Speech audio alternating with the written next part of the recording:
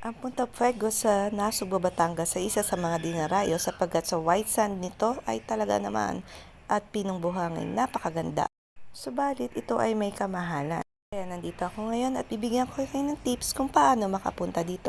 Pumunta lamang kayo sa may Apasible Wawa, Nasugbo, Batangas at kumuha ng room. Ito nga ay 5,000 lamang for 2 days and 1 night. At tulad namin na nasa 13 katao, kumuha kami ng bangka kung saan kami ay nag-island hopping sa halagang 2,500. Speeding na kami at ito na, nakapunta na kami dito sa may shoreline ng Punta Fuego, Nasugbo, Batangas. Ayan, napaka-clear ng tubig, calm, at yung ilang minuto nga lang ay nakarating kami.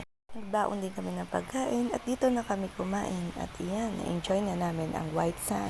Isa pang island hopping na ginawa namin ay nag-snorkel din kami at nakakita nga ng iba't ibang kulay ng isda. Sa sumunod na araw, bumalik muli kami sa Punta Fuego para ma-enjoy na naman namin ang white sand dito sa Nasugbo, Batangas. The following day, binigay na lamang sa amin ng 1,500 at ayan, nabalikan na naman namin ang Punta Fuego. Thank you!